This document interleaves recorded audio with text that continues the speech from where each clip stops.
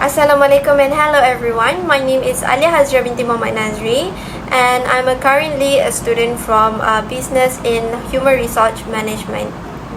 Hi guys, have you ever wondered why people behave the way they do at work or in a group, or why something project feels so smooth while others are completely chaos? I recently dived into organizational behavior, or also known as OB, and honestly it is way more interesting than I thought.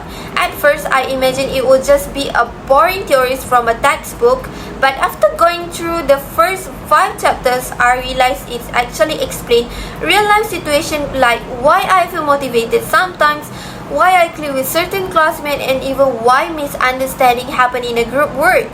So in today's video, I am going to share why and my reflection on what I've learned from the first 5 chapters, including attitude, personality, perception, and even motivation, and how this concept connect to my own experience. And this is just not useful for school and work, but also understanding ourselves and others better. I promise it is going to be fun and practical, so let us just get started. So before we go furthermore, let's begin with the chapter 1, which is introduces organizational behavior. So you guys must be wondering what is actually organizational behavior. What is actually OB? So OB is actually the study of how individuals, groups, and structures affect behavior in organization to improve effectiveness. So OB is actually help to explain why people act the way they do and how managers can influence behavior to achieve better outcomes. So strong interpersonal skills are important because they improve workplace relationship, reduce stress, and also increase job satisfaction. So workplaces that encourage collaboration and positive communication which will actually attract talent and retain employee longer, so which benefit the organization as a whole. So managers are central in OB because they get things done through the others. They perform functions like planning, organizing, leading, and controlling. They also take on multiple roles including interpersonal, informational, and also decisional, and need technical, human, and conceptual skills to succeed. So understanding these roles and skills help to explain why some managers are effective while others struggle. It also highlights the importance of continuous learning and self-improvement in management. So OB also emphasizes evidence-based on management, which will encourage making decisions based on data rather than intuition alone.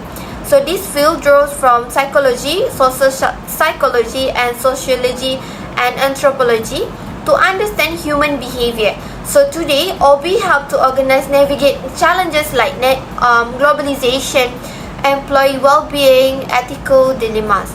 So by understanding how people behave individual and in group, organization can create more productive, supportive, and also sustainability environment. So now let's continue with chapter 2, which focus on attitudes and job satisfaction. So attitude influence how we behave at work and how we feel about our jobs. They consist of 3 parts, which is cognitive, which what we think, affective is what we feel, and also behavioral, which our intention to act. So I realized my feeling about tasks really affect how much effort I put in and how I interact with others. For example, when I feel motivated and engaged in a group project, I naturally participate more actively. But when I'm bored and feel less task is meaningless, I tend to withdraw and just do the minimum.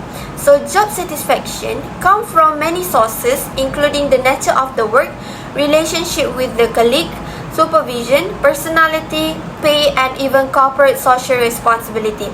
So in my own experience, I felt the most satisfied and motivated during a group assignment last semester when everyone communicated openly and valued each other's ideas. So that positive environment made it easier to contribute, learn from the others, and enjoy the process. I also remember working on another project where there was a little guidance and unclear rules, and I felt frustrated and demotivated. So, high job satisfaction lead to a better performance, engagement, and positive interaction, while dissatisfaction can reduce effort and increase complaints. So this chapter helps me to realize how important it is to understand my own attitudes and those of people around me. So it showed me that creating a supportive, motivating environment is not just responsibility of managers, but also something that each team member can influence by being proactive, respectful, and also positive. Continue with chapter 3, which the chapter I'm the most excited about, which about personality and values. So personality is actually refers to combination of traits that make each person unique, and value is actually the principle we hold strongly guiding our decision and behavior. So I realized personality affect everything from how I interact in group to how I approach tasks. So while value influence my choices and prioritize. So by understanding these two aspects of myself, it's actually helped me to navigate challenges and relationship more effectively. So for example, when I took the MBTI test, I got ESFP, which stands for extroversion, sensing, feeling, and perceiving. So ESFP are actually a social, hands-on learners who enjoy positivity, creativity, and also variety.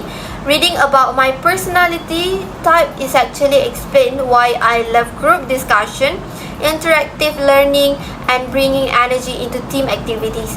So it's also helped me to understand my preference for flexibility and why I get bored with repetitive and overly rigid tasks.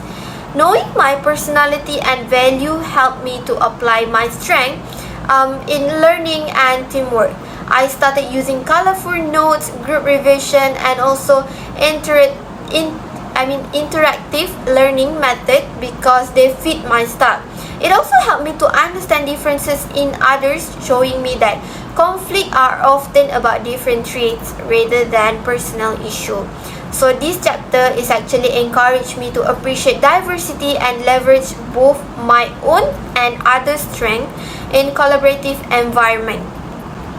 So next is chapter 4, which taught me about perception and decision making. So perception is actually how we interpret information and make sense of our surroundings. And it is influenced by our experiences, culture, feelings, and also expectation.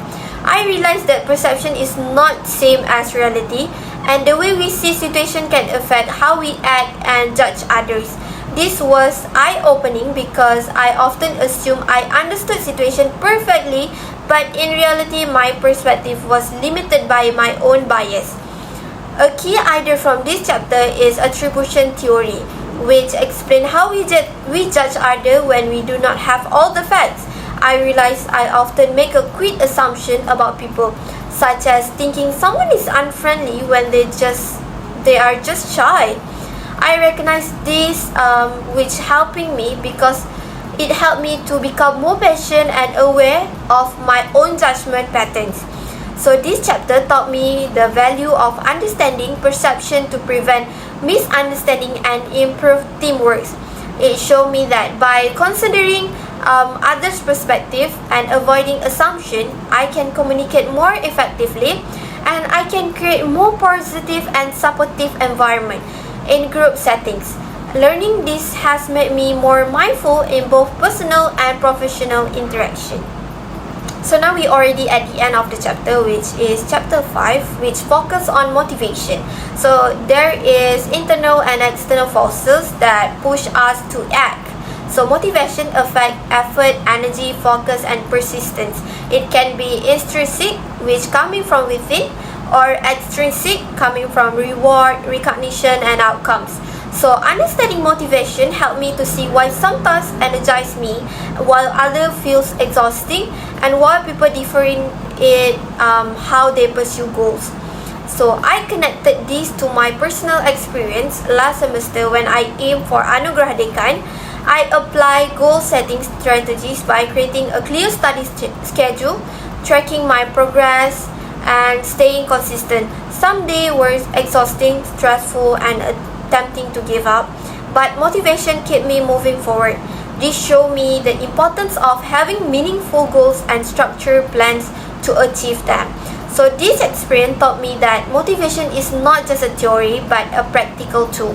So when we understand what drives us and set clear, challenging yet achievable goals, we can accomplish more than we thought possible. So OB concepts like goal setting, intrinsic motivation, and self-regulation are tools we can apply in school, work, and everyday life to achieve real results. So that's all my reflection on the first 5 chapters of OB. From understanding what OB is to learning about attitudes, personality, perception, and motivation, I have gained practical insight that I can use in school, work, and life. If you found this video useful, comment your MBTI or share which chapter you relate to the most. Don't forget to like, subscribe, and I will see you in the next video.